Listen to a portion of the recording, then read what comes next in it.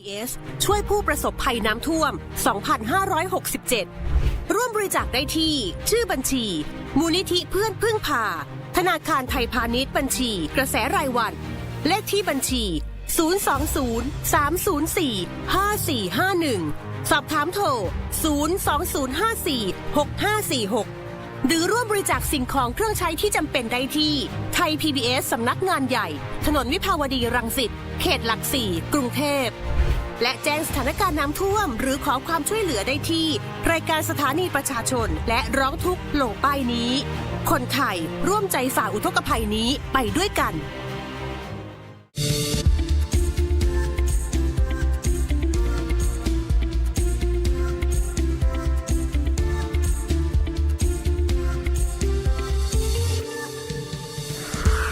Tonight on the program, we analyze Thaksin's dominance of Thai politics and how this will affect the economy. We take a look at Thailand's halal market through the eyes of the Islamic Chamber of Commerce and Development. And we have a special interview with Cindy Bishop as she looks back at her achievements as an advocate for gender equality.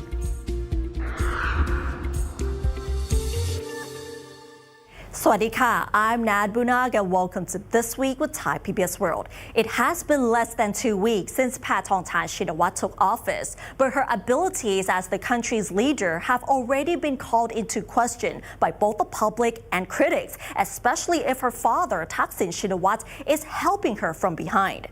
A recent opinion poll has shown that Paetongtarn is unlikely to survive without the help of her father, Thaksin Shinawatra. And according to the polls, over 59% of the respondents say that Prime Minister Paetongtarn will not be able to run the country without the help of her father. Those who have strong faith in Paetongtarn's abilities was only 9.7%. Here you can see the massive difference between those who believe in Paetongtarn and those who don't. The same poll also asked about Thaksin's role in the Paetongtarn government. Most people answered that the former leader should not have a formal post in the government at all. About 37% answered that Thaksin should only offer advice to Prime Minister Paetongtarn from behind the scenes, only as part of the father-daughter relationship. At the same time, some people also feel that Thaksin should give Paetongtarn a free hand to do her job as the country's leader, and almost no one wants to see Thaksin becoming the formal advisor to help Paetongtarn administer the country. For many Thais, Thaksin Shinawatra has always been considered an influential figure, despite not having any formal position in the government, apart from the fact that he's considered the patriarch of the Pheu Thai party. Earlier this year, a survey asked who's the most influential figure in Thai politics, and of course, Thaksin Shinawatra came out on top. This already proves the perception among Thai people that he still has this political power and influence. However, for Paetongtarn, her influence is considered very little despite being Thaksin's daughter. And when we're talking about Thaksin Shinawatra, Thaksin's dominance over Prime Minister Paetongtarn and the government is being much debated in Thai society. So will this become a threat or an opportunity for Thailand's future? Let's find out more in this report. I'm not dominating her, but she's still my daughter. This was Thaksin Shinawatra's response to claims that he has been trying to dominate his daughter, Prime Minister Paetongtarn Shinawatra. Since his return to Thailand, questions have been raised about Thaksin's alleged attempt to control the Pheu Thai-led government and Thai politics. It has prompted an anonymous petition seeking to dissolve the Pheu Thai party for allowing Thaksin, who's technically an outsider, to have power over a political party. Political scientist Dr. Thitipon Phakdeewanit thinks that Paetongtarn's ability as a prime minister is already being questioned. Even worse, Thaksin's involvement on several occasions has undermined Paetongtarn's ability as the country's leader. I think the way he has been doing is also kind of overshadowing Paetongtarn, who is now appointed as Prime Minister of Thailand. I don't think he is aware of that. And the other thing is that because she doesn't look very competent amongst other people. When they perceive Paetongtarn and compare with other young politicians, like from people parties and other parties. So this is one other thing as well, because she doesn't appear to be able to stand by herself. If you look at candidates from the then Move Forward party, they always talk policies. And Paetongtarn, she just repeat what perhaps her father would have said, because most people actually believe that the party's policy came from Thaksin himself. So she just talk about those kind of populist policy, the way they mobilized the digital cash wallet things, and so. But she doesn't talk about other things in substance, how to restructure the country, how to reallocate budget, that kind of thing in a more substantive way or with details. In fact, Thaksin has always been seen as a powerful figure, particularly in business and the political establishment. Dr. Thitipon thinks that Thaksin may still be able to contribute to the Thai economy due to the connections he built while he was living in self-imposed exile, in addition to his existing connections with large businesses in Thailand. His role and influence will, however, not contribute positively to Thailand's democracy. And I think one of the main reasons that he is allowed to come back, because he is perceived as a figure that can help them to perhaps win over the progressive force in the next election. But when we look at the influence over people and voters, I think that has significantly declined since he left the country. Now Thailand is not the same. So I would put it this way, that he only perceived as an influential figure amongst those businesses and political establishment who believe that he can actually help them to protect their interests, but not to protect the interests of the people. With Thaksin's alleged domination already an issue, the Pheu Thai party joining forces with its long-standing rival, the Democrat Party, goes to another level. Dr. Thitipon felt that this has proven the ruling party's desperation to stay in power and only protects its own interests. This, he thinks, will be detrimental to the future of Thailand's democracy and the party's reputation. It just showed that desperation to stay in power. That is one thing that I can read from this, because Pheu Thai need the support of MPs, to ensure that they can have enough votes in the parliament. That is one thing, because they want Paetongtarn to have a very stable government. So then they need the Democrat at the moment, because they are apparently breaking up with some part of Palang Pracharat. So, but then it's just a game for power and to protect their interests. Nad Bunag reporting for Thai PBS World. On the economic front, while the Pheu Thai-led government aims to boost the economy with the much-publicized digital wallet scheme, economists and foreign investors emphasize that structural reform is the key to solving long-term economic challenges. And what is much more important is the policy to control corruption and enhance digital transformation. Let's find out more with Frank Hanchi. The Pheu Thai-led administration is endeavoring to boost the economy by implementing the much-publicized digital wallet scheme. But economists and foreign investors say the stimulus package cannot solve the long-term challenges ahead. Despite the scheme potentially contributing to a boost in Thailand's economy, a World Bank economist told Thai PBS World that structural reform is more significant in sustaining higher and long-term economic development. The fiscal stimulus that target the short terms is important, but it will not be enough to support sustainable growth. So eventually, Thailand will need to undergo structural reforms, which include the transition into higher value-added productions and services, as well as the investment for regional connectivity, the development of the secondary cities, adaptation to climate change, as well as the labor market development to improve the skilled professional. So by putting all this reform together, it will allow a boost to higher and more sustainable growth over the long terms. As for foreign investors, while Thailand's geographic location is advantageous for foreign direct investment, transparent and clear policies are needed to attract new FDI. The chairwoman of Joint Foreign Chambers of Commerce noted that it is necessary to make a positive change in corruption. I believe the new government, they need to share a clear vision, and with the vision and implementation of that vision, which is through transparent policies. Thailand should not hesitate to take bold actions. For investors, it is important that we focus on the strengths, and I think Thailand should find areas that they're very strong at and then really focus on those. If you look at Thailand's competitiveness, the Thailand competitiveness have changed a bit on the CPI ranking. It's 108 of 180.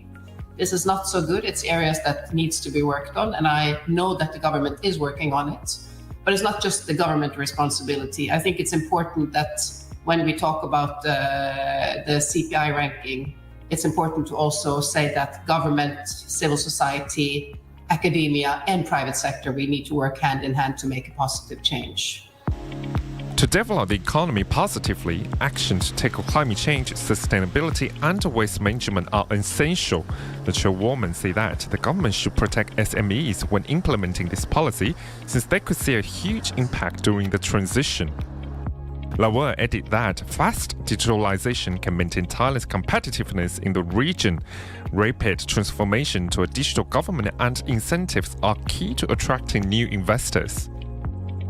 Another area is digital transformation. We need speed in this. The world is changing rapidly, so we need to take up a digital government, preferably with a single sign-on.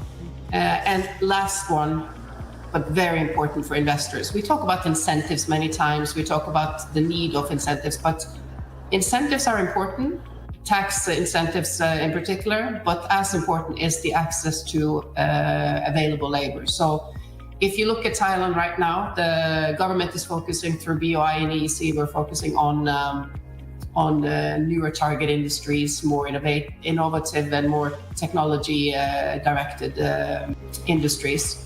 And in order to succeed in those industries, then we need to also have the workforce available. So I think it's a need for both education and training and upskilling and reskilling, as is it important to have a more freer movement of skilled labor during this time. In addition, high household debt looms over the economy. The Economists warn that although the 10,000 baht boost via digital wallet scheme could infuse cash, the private consumption has decreased gradually. Policies to help SMEs and to incentivize the tourism sector are also vital. We see that there is a risk of slowing down of the domestic consumptions due to high levels of household debt of as high as 91% of GDP, which is higher when compared to other ASEAN countries. And there is also the risk of financial distress among the small and medium enterprises. The current flood situations in the northern part of Thailand is also adding to the risk of the economic slowdown. We have seen so far that in terms of the number of tourist visitors is almost reaching the pre-pandemic levels. So this means that additional boost that will come from the tourism sectors will be quite limited. So it will be critical for Thailand to come up with a policy measure to strategically unlock the potential of the tourism sector, including the increase of the capacity as well as the quality of the tourism industry. And over the long terms, we project that growth is likely to become quite moderate due to the structural challenges that Thailand is facing. Frank Kanshi reporting for Thai PBS World. And it looks like there are big challenges ahead for the Paetongtarn administration. And now let's have a look at the other stories in our weekly roundup. The Democrat Party has submitted the list of 2 prospective ministers to the Pheu Thai Party after its executive committee and MPs voted to join the Pheu Thai-led coalition despite opposition from many of its senior members.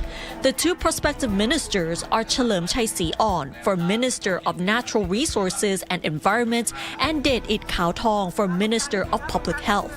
The names will be vetted by a panel led by the Cabinet Secretary General and the Council of State to ensure that both meet the required qualifications.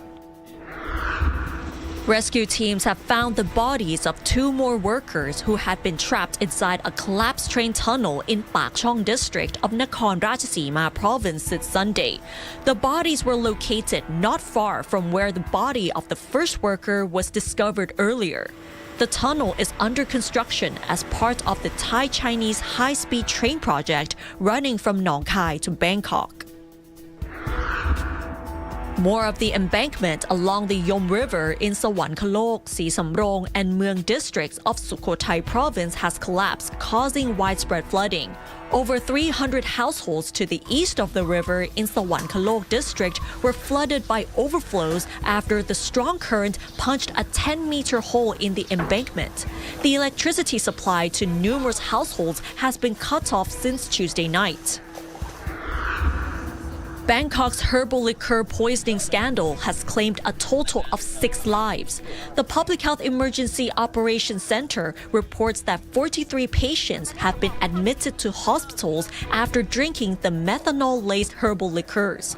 The issue has prompted authorities to close a number of stalls selling the beverage in eastern districts of Bangkok. Thailand's halal market has seen significant growth in recent years, driven by the increasing Muslim population around the world. For the very first time, Thailand has been invited to become a member of the Islamic Chamber of Commerce and Development, an organization that facilitates halal economic cooperation. So what potential do they see in Thailand's halal market? Find out more in the special reports by Kitipat Chunsukhjit.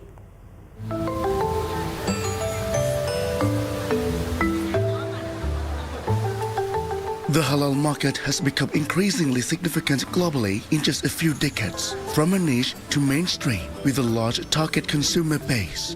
The main reasons for this are the increase in the world's Muslim population and an increased emphasis on food safety, which became even more significant during the COVID-19 pandemic.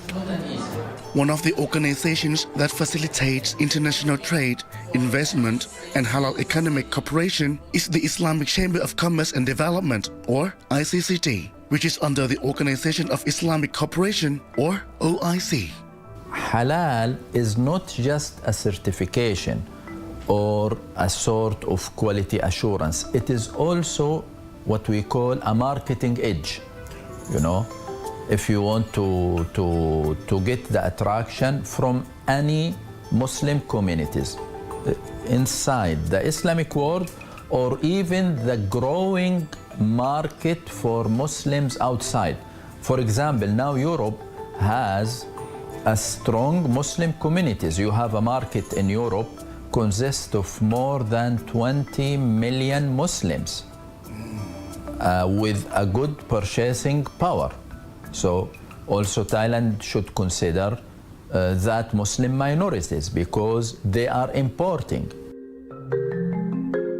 Normally, only chambers of commerce from Muslim countries can join ICCD. This year, however, Thailand was officially invited to join, represented by the Thai Muslim Trade Association, or TMTA. So it's the first time for Thailand to be a member in any international Muslim organization. For this reason, it's a really milestone. Yep. And for us, we are growing our members outside the Islamic countries. We already have important members from non-Muslim countries, including South Africa, Brazil, including New Zealand, and now we have also Thailand. The TMTA represent the Muslim Trade Association, who is interested to grow the businesses with the Islamic world, regardless the members are Muslims or non-Muslims. So doing business with the Islamic world doesn't means you should be Muslim, but you are interested in this part of the world. So, for example, our name is the Islamic Chamber. Why Islamic? Because we represent the Islamic world, not because we are just Muslims. No, we represent the Islamic world, and we have a strategic goal for us is to develop our business relationship with the rest of the world. Data from the Ministry of Industry shows that the global halal industry accounts for approximately 17% of global food and beverage spending. The main exporting countries of halal food are the Netherlands, China, the United States, Germany, Spain, and India. In ASEAN, only Indonesia and Thailand are ranked among the world's top exporters of halal food. Thailand has a very clear vision in food industry, and for that reason the bridge to introduce that industry from Thailand to the rest of the Islamic world is the halal. Thailand already has lots of privilege. For example, the halal certificate from Thailand is really well established. So no one can get any certificate. You have a unified certification under the umbrella of the Islamic or the religious affairs authority here. This means your halal certificate is an excellent and is assured one. It is not any certificate anyone can get it. Yeah. This is so important. For the halal industry, it is not just about food, but about various items. Halal standards focus on cleanliness and hygiene. Producers who want halal certification in Thailand must submit a request to the Office of the Central Islamic Council of Thailand for inspection and request halal certification. For us as an expert, we know how this certificate is trusted. So we need to promote that. Gitipat Chunsukhjit, reporting for Thai PBS World. And if you're a strong believer in empowering women and gender equality, then you must know who Cindy Bishop is, because she's widely known for her work for these causes. In this special episode of Empowering Thai Women, Cindy looks back at her achievements as an advocate while also taking us back to basics, leadership and mental well-being, which are becoming much more important in this fast-paced society. I don't feel like one succeeds in being an activist because I feel like it's an ongoing process. I'm still learning. I'm still having to kind of see where else my voice will be impactful or is needed. So, I don't like the word succeed or success in that it feels like it's final. I feel like I still have so much to learn. I still have so much to give, hopefully. I've seen some amazing work being done in this area of gender equality, specifically pushing back against sexual harassment and victim blaming. It's everyone's speaking about it. From her online social movement, Don't Tell Me How to Dress, to UN Women's Goodwill Ambassador for Asia Pacific, Cindy Bishop takes a look back at her achievements as an advocate for gender equality and women's empowerment. Though Cindy never planned to become an activist, her movement has had a significant impact on Thai society. Nowadays, many people are much more aware that sexual harassment and victim blaming are wrong. Regardless, Cindy thinks that a lot of work still needs to be done. How do we put everybody in the conversation? How do we engage with law enforcement? How do we appeal to government to put policies in that are going to protect women more? And so there's a lot of hype. There's a lot of, even just media and women empowerment. It has become such a cool thing to do, right? There's so many commercials. There's so many campaigns. Great. But let's make sure it's sustainable. Let's make sure it's really creating the impact we want in the lives of the women themselves. Even though awareness of gender equality and women's rights have increased in recent years, Cindy noticed that oftentimes men are still being left out of the conversation. We have been so focused on women's rights that we've left the men out of the conversation. And there's a lot of young men, particularly now, that are angry because it's almost like we're bashing them for being, toxic masculinity. But there's so many more examples of positive male allies. And this is why we need to shift our tone. I'm doing it anyway. I'm raising a son. And my husband is my biggest supporter. I can tell you without a doubt, I would not be here doing as much as I am today if he wasn't in my corner, pushing me, telling me, you go for it. So those are the men that we need to really highlight and bring back into, hey, let's we're in this together. Gender equality, we're not here to take your jobs. Yeah. We're here to help, the company or the society just be more holistic, right?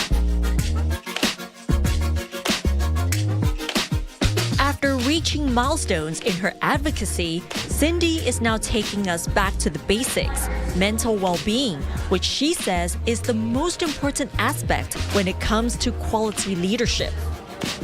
Cindy explains that in a fast-paced world, many people, including leaders, are burning out. As a result, people are now placing much more importance on self-care, healing, and finding a work-life balance.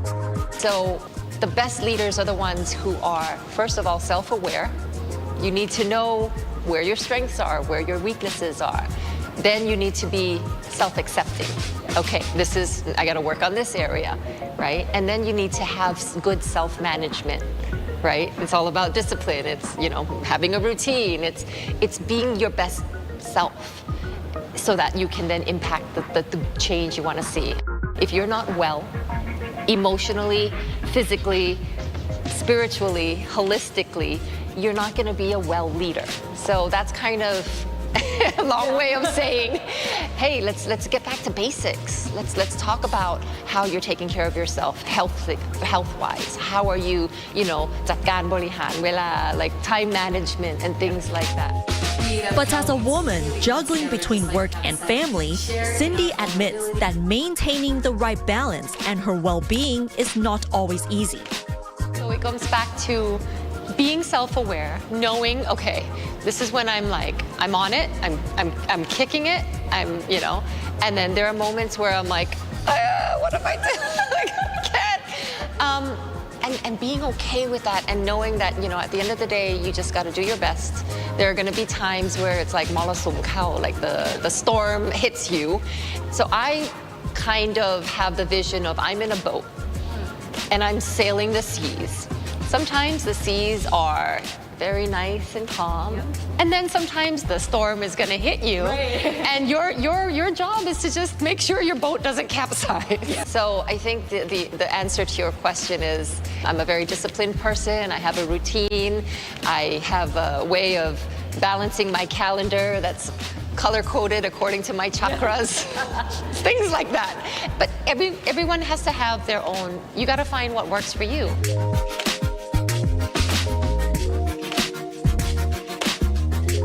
Women, we've been conditioned to be quiet and be, don't make a fuss. And when we do make a fuss, we're branded as angry feminists or, too confident.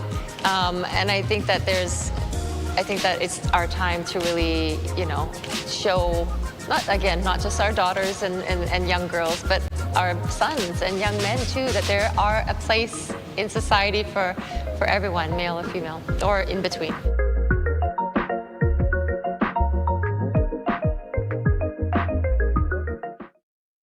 And that wraps up tonight's edition of This Week with Thai PBS World. Join us every Friday at 10:30 p.m. only on Thai PBS. And don't forget to follow us on social media and our website, thaipbsworld.com, for all the latest updates about Thailand as well as analyses. Thanks for watching, and we'll see you next Friday. สวัสดีค่ะ